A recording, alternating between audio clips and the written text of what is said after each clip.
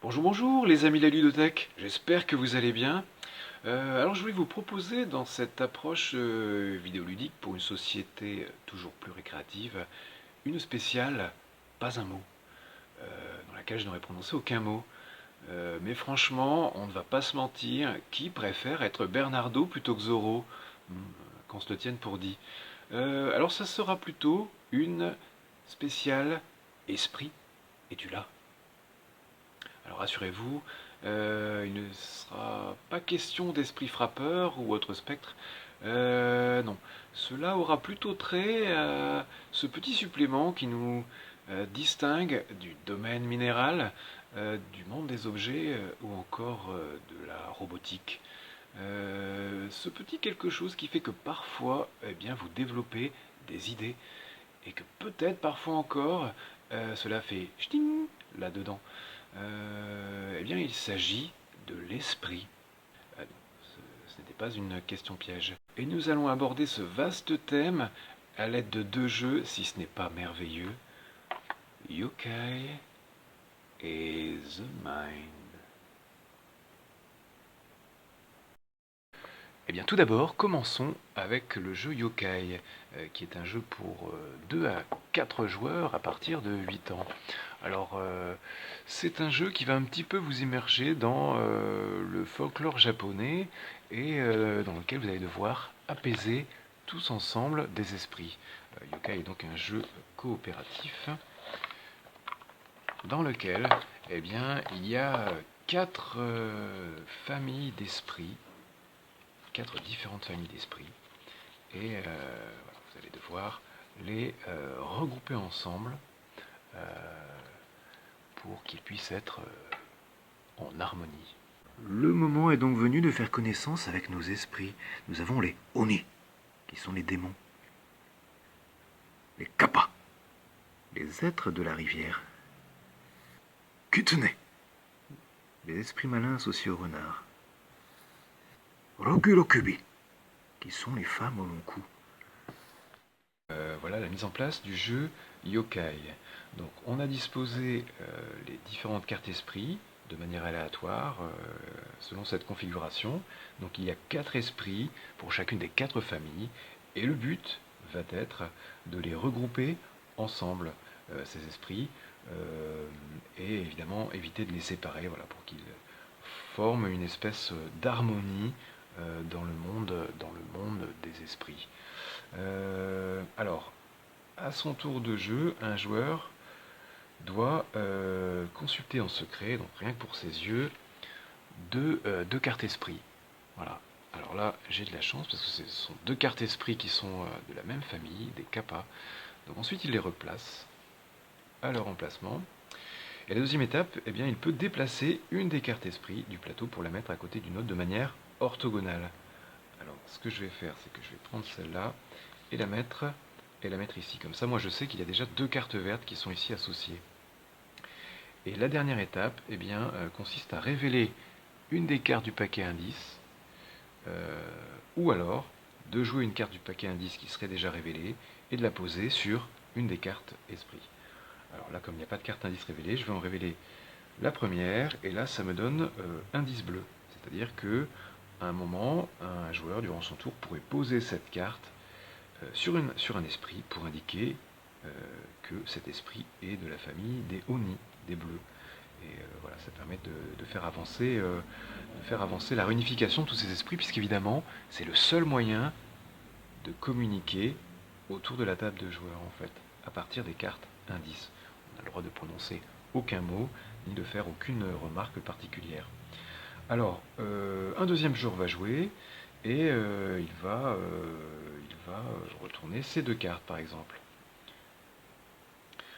Il retourne ces deux cartes, et il va décider, par exemple, de déplacer une carte qu'il n'aurait pas forcément vue. Il va choisir de la mettre par ici, voilà. Et dernière étape, il peut jouer une carte indice, soit en révéler une, soit en utiliser une qui est déjà présente. Et bien là, il va utiliser la carte indice bleue pour signifier que l'esprit que nous avons vu précédemment, enfin qu'il a vu précédemment, est bien un Oni bleu. Donc hop, il l'indique ici. Voilà, c'est une information très importante pour la table de joueurs. Et le jeu continue, voilà, jusqu'à ce que quelqu'un puisse annoncer que ça y est, je crois que nous avons apaisé les esprits. Dans ce cas-là, on retourne toutes les cartes esprits et on vérifie si la partie est gagnée. Ou alors, une fois que toutes les cartes indices ont été révélées et placées, eh bien la partie s'arrête également, et là c'est l'occasion de vérifier si les esprits sont effectivement apaisés. Alors il vous faut savoir que par conscience professionnelle, eh bien, je me suis plongé plus en profondeur dans la sagesse japonaise en étudiant et réétudiant des documentaires. Il y avait Zou, les guerriers de la montagne magique, La vengeance du ninja, ou encore le très célèbre manifeste Kung Fu contre Yoga. Donc il existe des variantes un petit peu pour compliquer un petit peu la tâche. Par exemple, des configurations de fin de partie, c'est-à-dire que les esprits associés doivent être regroupés selon des configurations géométriques particulières. Voilà. Donc ça, on peut en choisir une en début de partie. Voilà, donc ça complique la partie. Ou alors, on peut aussi jouer avec les cartes affinités. Les cartes affinités, avec une ou deux cartes affinités par exemple, qui elles proposent une contrainte. Là, par exemple, ces deux familles d'esprits, les vertes et les violettes, eh bien, doivent être associées, groupées côte à côte dans votre configuration finale. Voilà. Nous avons utilisé pour notre partie toutes les cartes indices à notre disposition. On a déplacé les esprits, on a essayé de les réorganiser, en espérant que maintenant ils soient apaisés et qu'ils soient tous organisés en harmonie. Eh bien, il ne nous reste qu'à vérifier si notre configuration est bonne. Et voilà. Donc on constate que les différentes familles d'esprits sont réunies et que les esprits de chaque famille sont bien regroupés entre eux. Donc la partie est gagnée.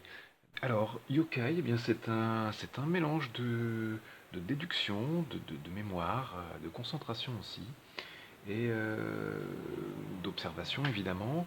Et la gageure va être un petit peu de réussir à se faire comprendre sans parler, sans faire de remarques particulières, vraiment grâce à l'aide des cartes indices et de l'observation précise de chaque tour de chaque joueur. Voilà.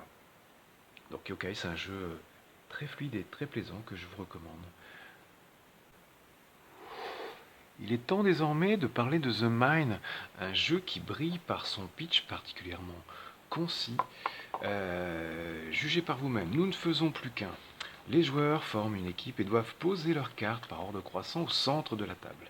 Il n'y a pas d'ordre de jeu, pas de communication, et chaque joueur peut jouer une carte quand il le souhaite.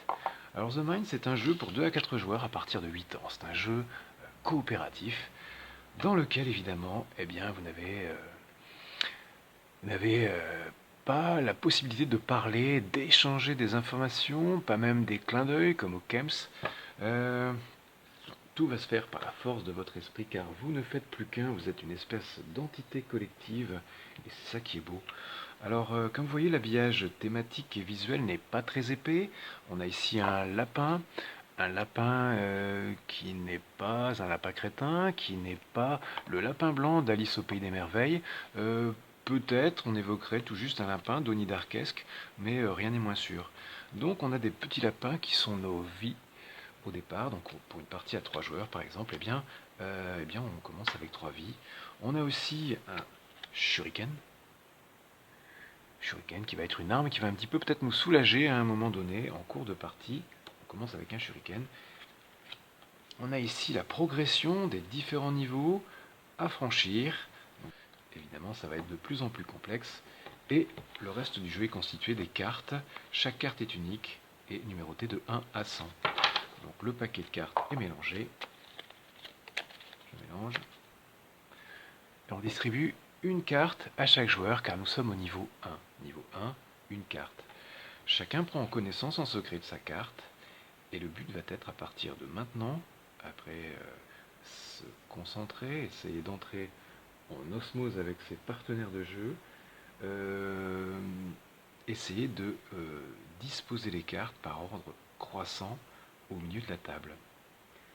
Alors la chose dont vous allez avoir besoin pour jouer, c'est d'établir cette particulière puissance de connexion mentale entre les joueurs qui sont assis auprès de vous. Et voilà. Donc là, par exemple, avec un 56, j'hésite à commencer le jeu.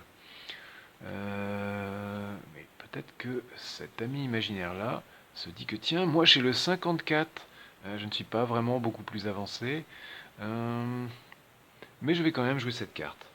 Hop, il joue le 54, moi j'ai le 56, je me dis qu'il y a peu de chances que le dernier joueur ait le 55, je me précipite, je joue le 56, et le dernier joueur a le 65.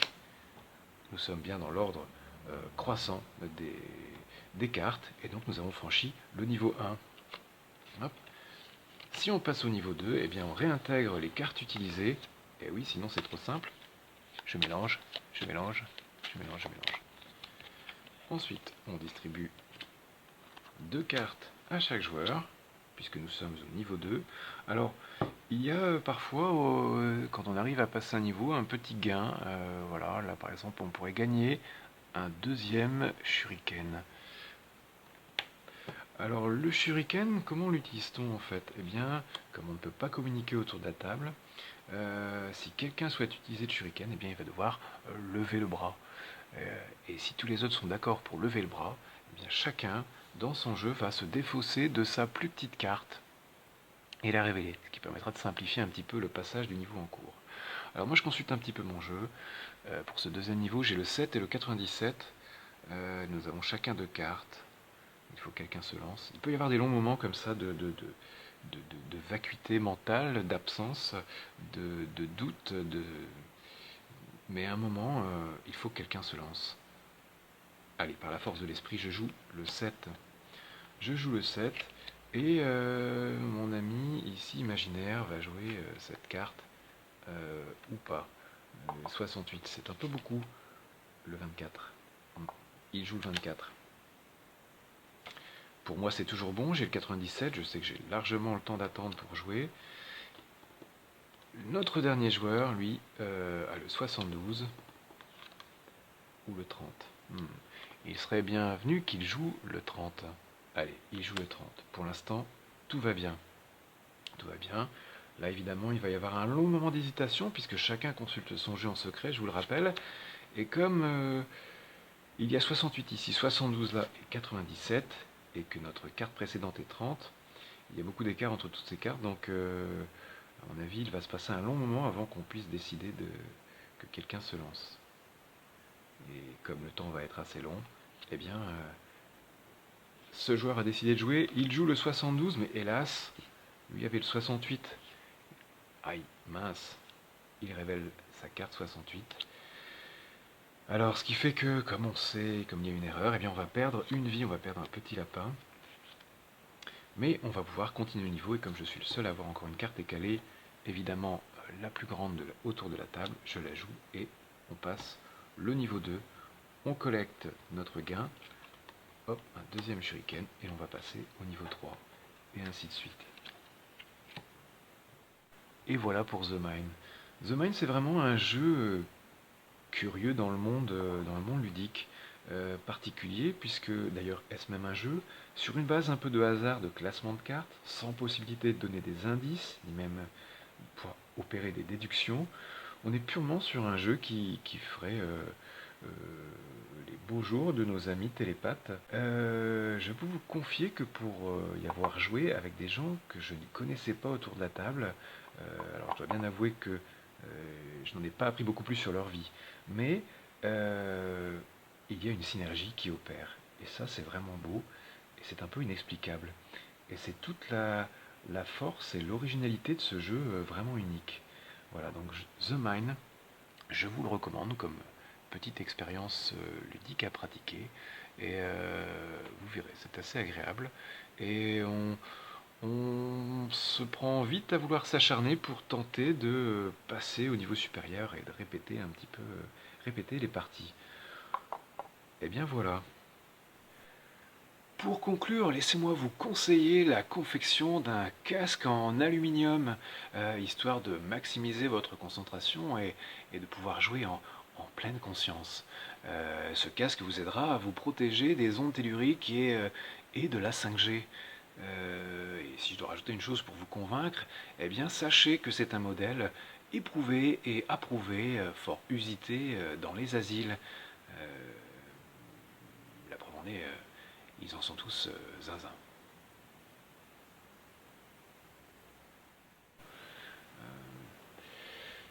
Eh bien, il s'agit de l'esprit. Et ça va tomber. Non, c'est pas tombé. Ça aurait pu tomber, mais c'est pas tombé. Quelqu'un?